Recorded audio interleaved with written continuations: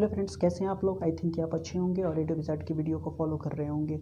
ये board model series का questions practice session चल रहा है। इसमें हम क्या कर रहे हैं कि इस सेशन में हमने पॉलिनोमियल स्टार्ट कर दिया है। ठीक है, तो हम पॉलिनोमियल से क्वेश्चन लाए हैं। ये जो क्वेश्चन है, इससे एक क्वेश्चन आने की मोर प्रोबेबिलिटी बनी रहती है, क्योंकि इस तरह के क्वेश्चन बहुत ज़्यादा पूछे जा चुके हैं। ठीक है, तो आइए हम इस क्वेश्चन को देखते हैं कि कैसे इसको, क्या इसका सोल्यूशन होगा और कैसे इसका सोल्यूशन करेंगे। तो सबसे पहला नंबर बात है कि देखिए क्वेश्चन क्या है कि obtain the zeros of the quadratic polynomial root under 3x square minus 8x plus 4 root 3 and verify the relation between its zeros, and coefficient. यही बात है।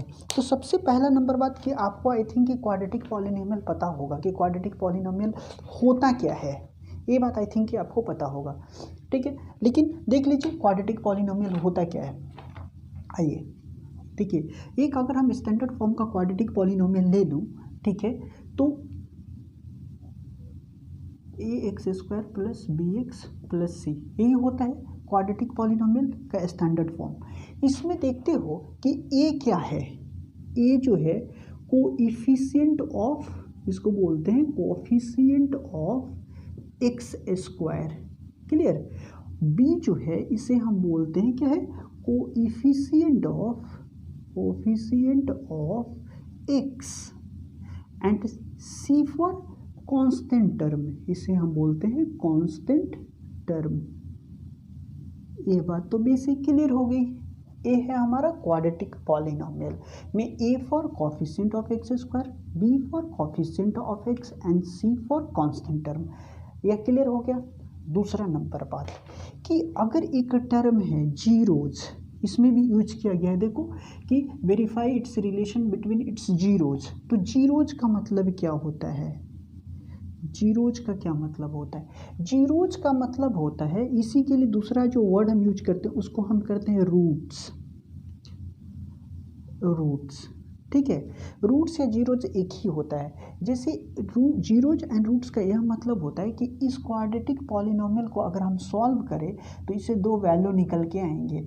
मतलब ऐसा दो वैल्यू जो इसको यहाँ x की जगह पे x की जगह पे पुट कर दे इस इक्वेशन में। सपोज कर लो कि ये 0 के इक्वल हो गया। अब इसका हम जीरोज निकालेंगे। ठीक है, तो क्या होगा, x की वैल्यू इस इक्वेशन में पुट कर दोगे और वह पुट करने के बाद इस पूरी की वैल्यू RHS के इक्वल आ जाए, मतलब इक्वल टू 0 हो जाए, तो वह x की वैल्यू जो होगा इस क्वाड्रेटिक पॉलिनोमियल का जीरोज या रूट्स कहलाएगा। क्लियर हो गया। क्वाड्रेटिक इक्वेशन में हम इसको बड़े डिटेल से बताएंगे, अभी आप इतना ही समझ लीजिए।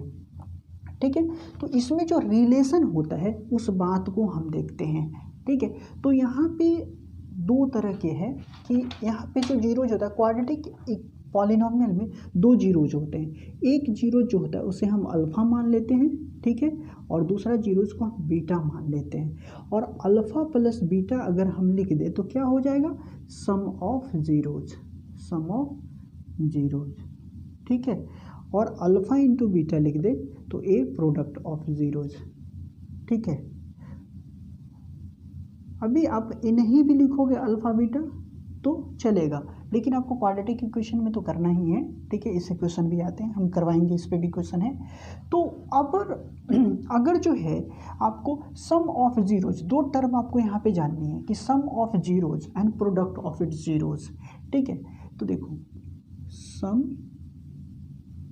ऑफ जीरोज कि ये दो जीरोज था, इसका जो दो जीरो आएगा उसका सम करेंगे तो वो होता है -b/a। ए फॉर्मूला है। -b/a का क्या मतलब होता है कि माइनस कोफिशिएंट ऑफ, बताओ, माइनस कोफिशिएंट ऑफ किसका, b, देखो अभी बताया x का, अपॉन ए क्या है, coefficient of x²। Product of zeros जो होगा वो क्या होगा, प्रोडक्ट ऑफ जीरोज। यहाँ पे लिख लो, नीचे आ जाएगा तो नहीं लिखे। दूसरा प्रोडक्ट ऑफ जीरोज की बात कर ले इसी में।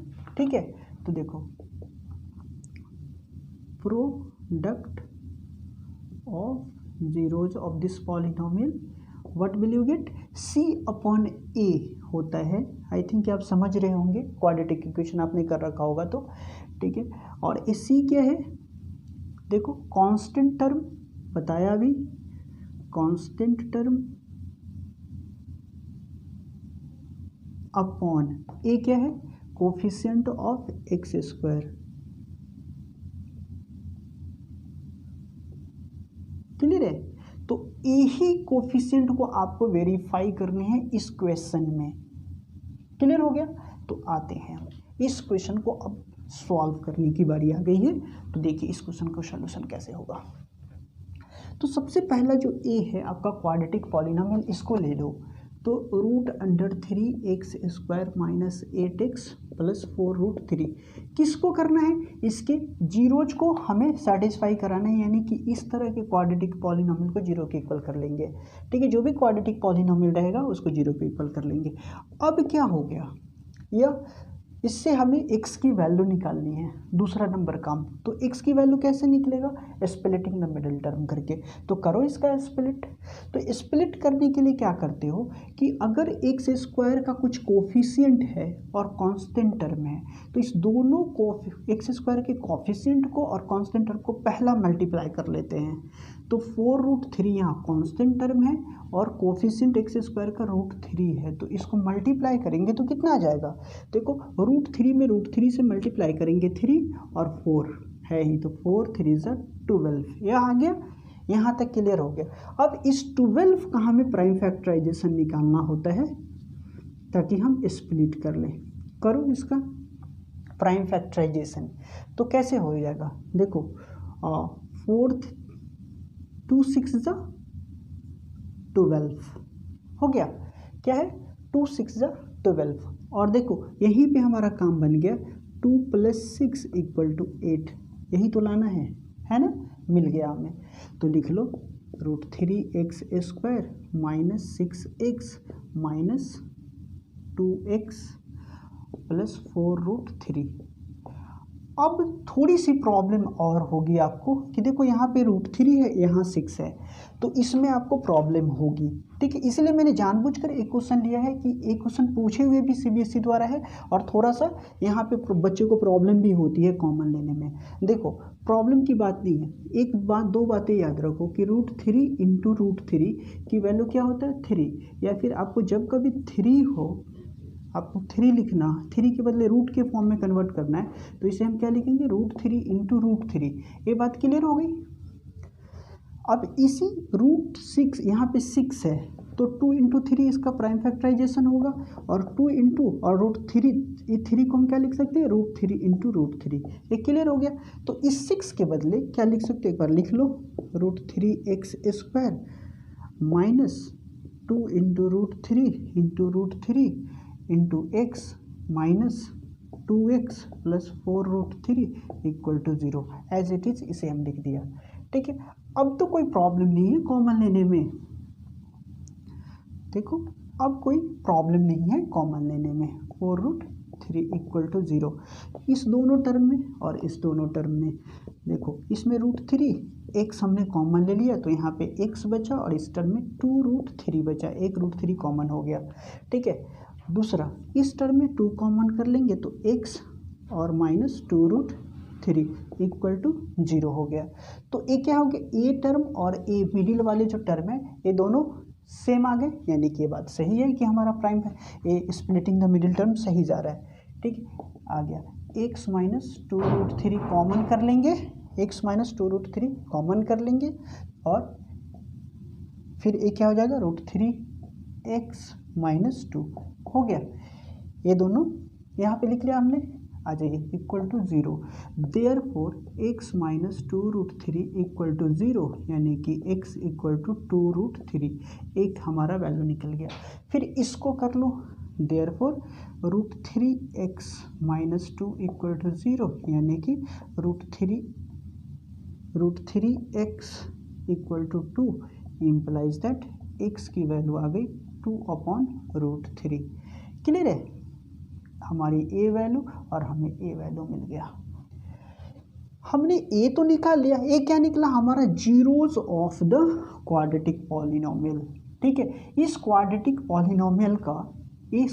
पॉलिनोमियल का ए हमें 2 जीरोज मिल गया।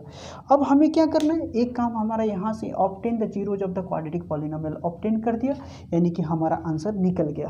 एक तो हमारा आंसर निकल गया, ठीक है, कि zeros of the quadratic polynomial को हमने फाइंड आउट कर दिया। कैसे किया, स्प्लिटिंग द मिडिल टर्म को। ठीक है, तो एक हमारा ए वाला आंसर आप लिख दीजिए कि this is your answer part. दूसरा जो सेक्शन है इस क्वेश्चन का वो क्या है, verify the relation between its zero.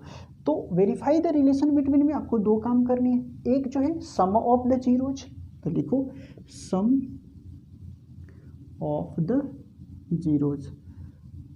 Some of the zeros करोगे तो ये दोनों को जोड़ दो, 2√3 एक जीरो और दूसरा 2/√3। इसको अगर हमने ऐड अप कर लिया तो क्या आ जाएगा, देखो एलसीएम लेंगे √3 हो जाएगा, इससे इसमें मल्टीप्लाई हो जाता है, तो 2 और √3 से √3 में बताया, √3 इंटू √3 इज इक्वल टू 6, यानी कि ये हो जाएगा, सॉरी √3 इंटू √3 3, तो ये 3 प्लस 2। यहाँ तक क्लियर है दोनों को जोड़ने के बाद। ठीक है, तो अब देखो यहाँ पे आ गया आपका 3 2 जा 6 और 2 प्लस 2 8/√3। अब ये देखो 8 है कोफिशिएंट x का है, और √3 क्या है, x² का कोफिशिएंट, और यही तो होता है सम ऑफ द जीरोज कि कोफिशिएंट ऑफ x क्या हो गया, minus coefficient of x upon coefficient of x²। एक शो हो गया है, नहीं वेरीफाई हो गया, एक प्रूव्ड हो गया हमारा। सम दूसरा पार्ट कर देंगे, आ गया, देखो 8 है x का कोफिशिएंट और √3 जो है वो x² का कोफिशिएंट है। इस बात को हमें प्रूफ करना रहता है वेरीफाई करने में, ये वेरीफाई हो गया। दूसरा जो है प्रोडक्ट्स ऑफ द जीरोज, दूसरा जो हम वेरिफिकेशन में काम करते हैं प्रोडक्ट्स ऑफ द जीरोज वाला ले लेते हैं। तो प्रोडक्ट ऑफ द जीरोज, तो हमारा एक जीरोज क्या है, 2√3 इंटू 2/√3, दोनों को मल्टीप्लाई कर दो, यहाँ कैंसिल मत कर देना, ठीक है, 2 2 जा 4 और क्या हो जाएगा 4√3/√3। ठीक है, ए आ जाएगा मल्टीप्लिकेशन के बाद। तो अब देखो कि ए क्या आया, ये 4√3 कहाँ पे, तो देखो 4√3 कांस्टेंट टर्म है और √3 जो है x² का कोफिशिएंट है। यही बात तो हमें प्रूफ करनी होती कि कांस्टेंट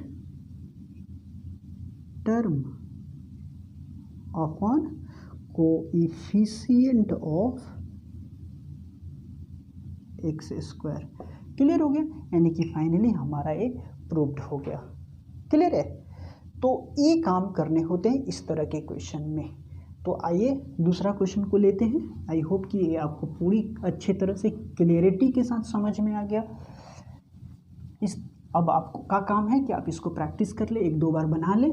और ये रूट वाला है तो इसका मिडिल टर्म को स्प्लिट करने में बच्चों को प्रॉब्लम होती है, तो अगर आपके साथ भी ऐसी कोई प्रॉब्लम है तो आप 1-2 बार प्रैक्टिस कर लीजिए। दूसरा क्वेश्चन लेते हैं, ये भी बहुत अच्छा क्वेश्चन है।